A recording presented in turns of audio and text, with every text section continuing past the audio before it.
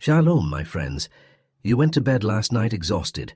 You thought sleep would rescue you, but you woke up this morning with the same anxiety crushing your chest, the same financial pressure, the same fear about tomorrow, and you're starting to believe this is just how life works.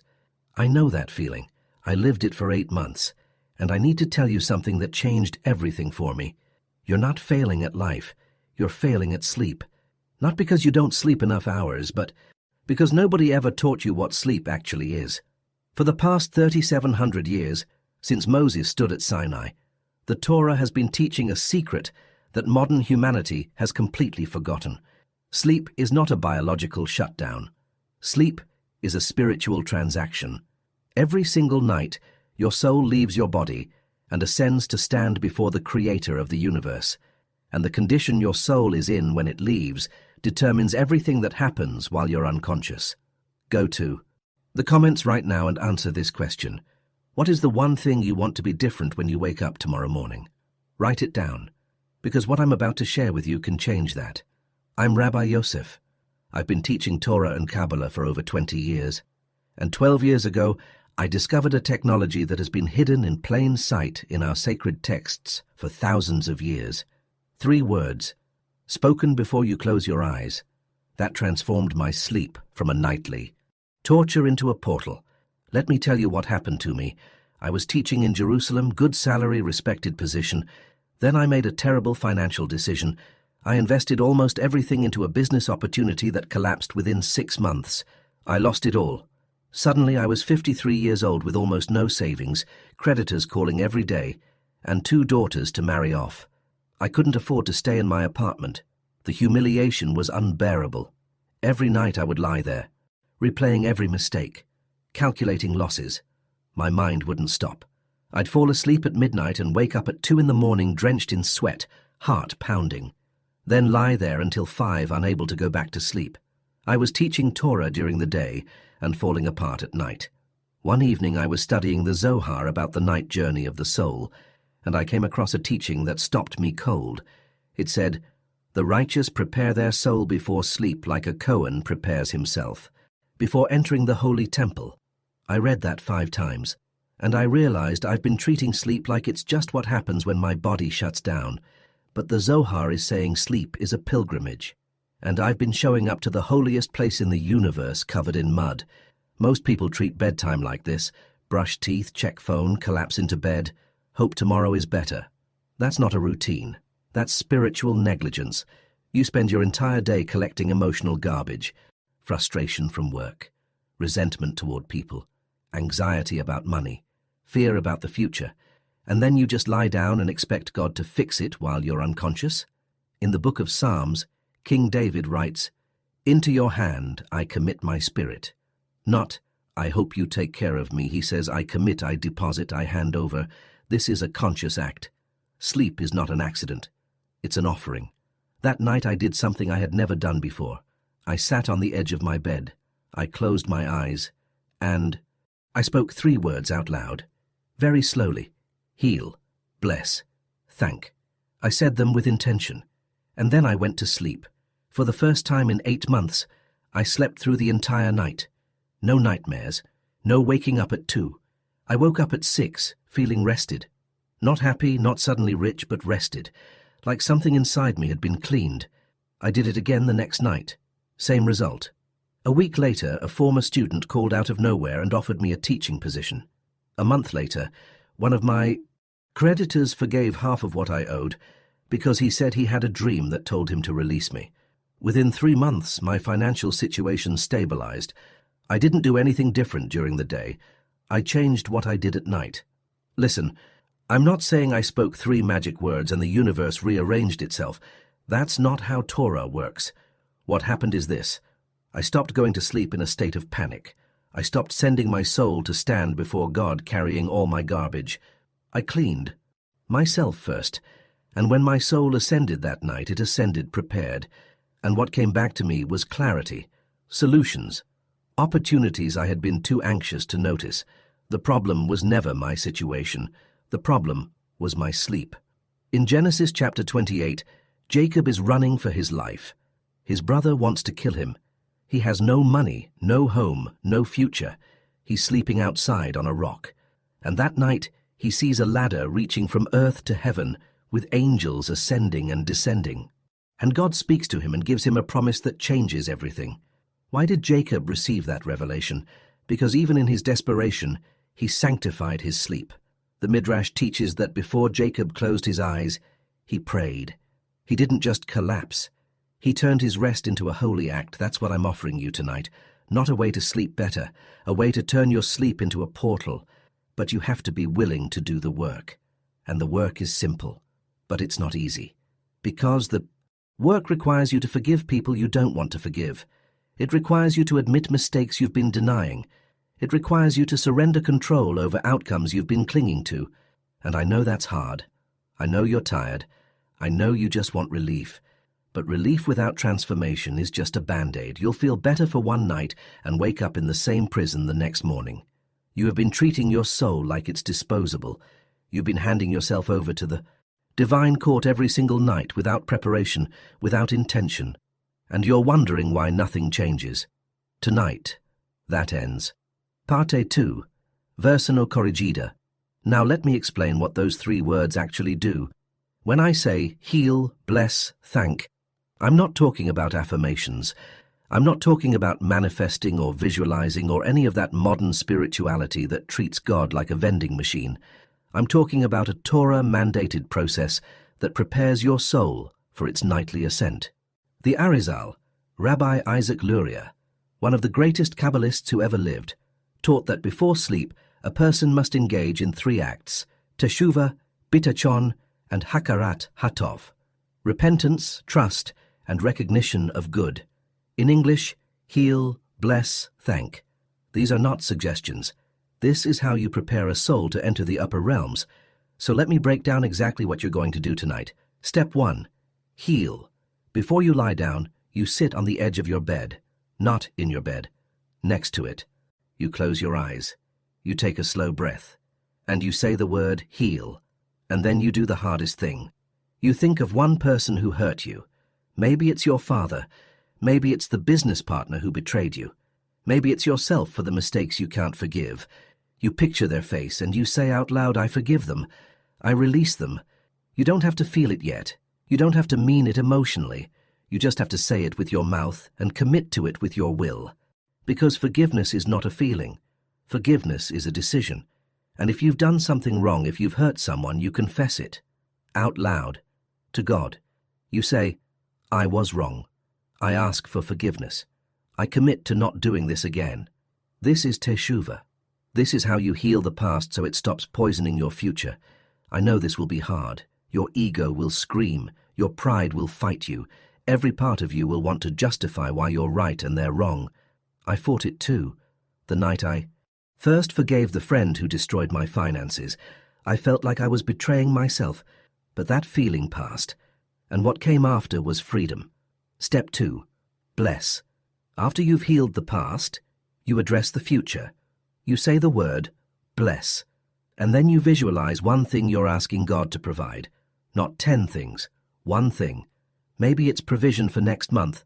Maybe it's healing. Maybe it's reconciliation with your child. You see it clearly.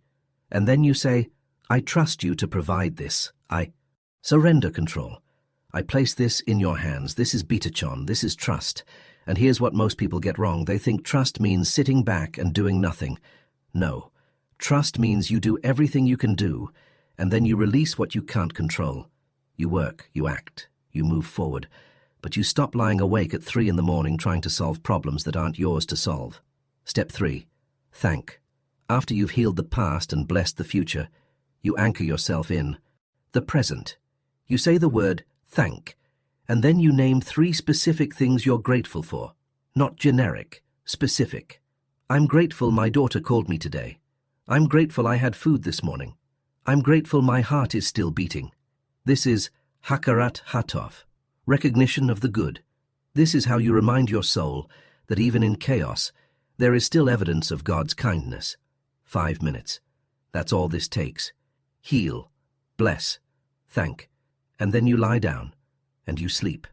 Let me tell you what happened to Rachel. Rachel was a high school teacher. 42, married 18 years, 2 sons. She loved her husband once, but over the years it turned into cold coexistence.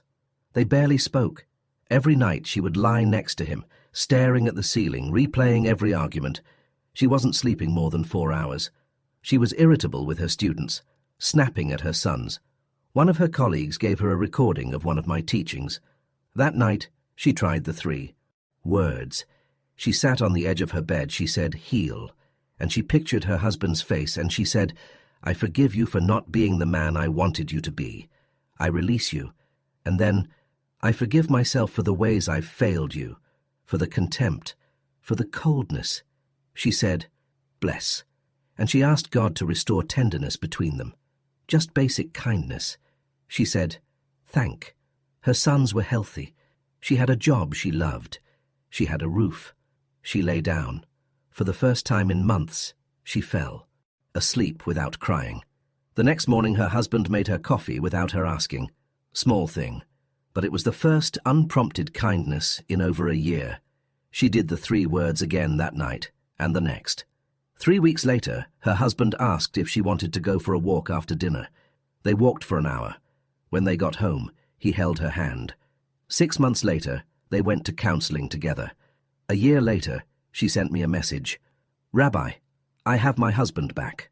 Not the man I married, someone better. And I'm different too. Let me tell you about David." David was a surgeon, 51, one of the best in his field. But 6 months ago, he made a mistake during surgery. A patient died.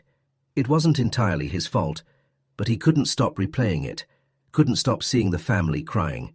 He started drinking before bed just to shut his brain off. He would pass out at midnight and wake up at 4 with his heart racing, terrified to go back to work. He heard about the 3 words from another doctor. He thought it was ridiculous, but he was desperate. He sat on the edge of his bed. He said, "Heal." And he pictured the patient, and he said, "I'm sorry I couldn't save you. I did everything I knew. I forgive myself for being human." And then, "I forgive God for allowing this to happen." That night he slept 6 hours. No alcohol, no nightmares. He woke up and cried for the first time since the patient died. Something inside him released. 2 months later, complications arose during surgery. Normally he would have panicked. Instead, he felt calm. He made the right call. The patient survived. After the surgery, one of the nurses said, "I don't know what's different about you, but you're not the same doctor." He knew exactly what was different. These stories are not miracles, they're consequences. When you clean your soul before sleep, your soul ascends clean.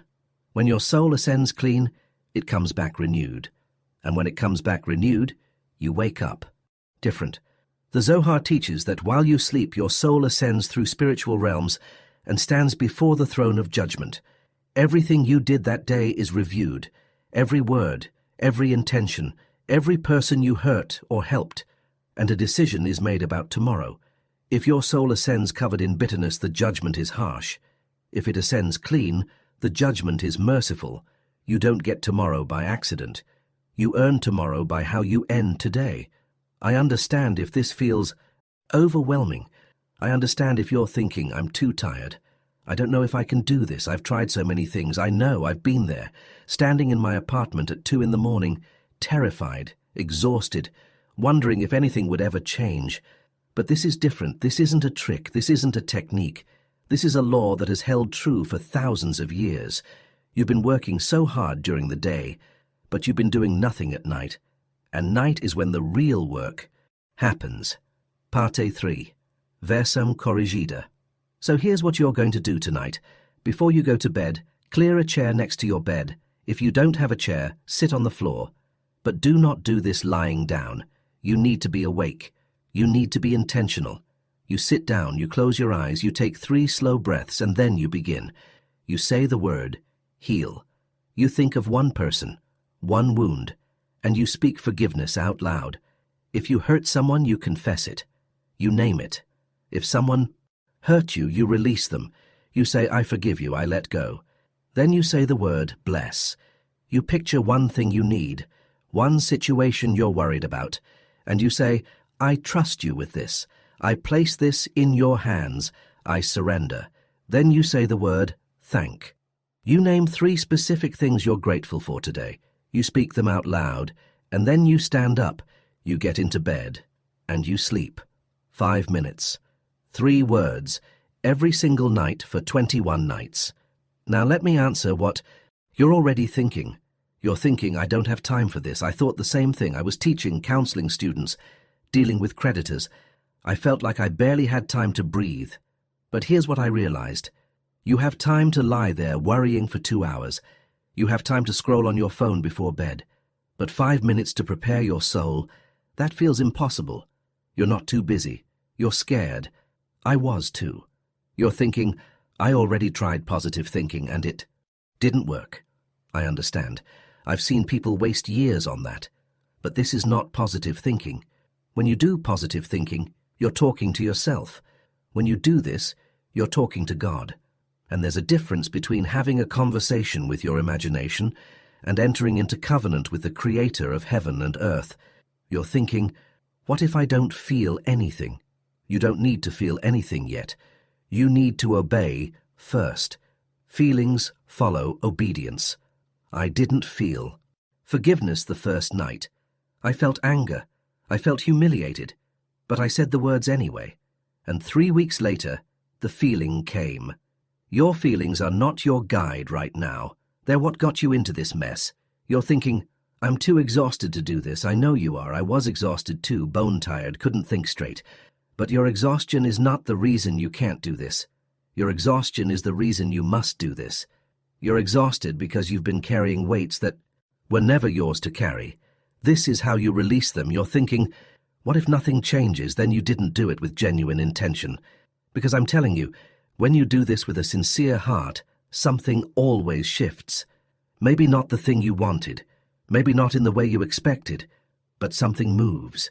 Maybe it's your sleep. Maybe it's your peace. Maybe it's a door opening you didn't see before. The laws of the spiritual world are as reliable as the laws of the physical world. If you plant a seed, it grows. If you cleanse your soul before sleep, your soul ascends clean. I know some of you are scared right now. You're scared because if you forgive that person, you lose the right to stay angry. And anger is the only thing keeping you warm. I understand that. I held on to my anger at that friend for months. It felt like the only power I had left. But let me tell you what's more terrifying. Waking up 10 years from now and realizing nothing changed. Realizing you had the key the entire time and you refused to use it because you were too proud, too afraid. This is your chance right now, tonight. Not when your life gets easier, not when you feel more spiritual. Tonight, in the mess, in the chaos, you sit down, you say 3 words, you mean them, and you give God something to work with. Because right now you're showing up to the throne of judgment every single night, empty-handed, broken, demanding that He fix your life.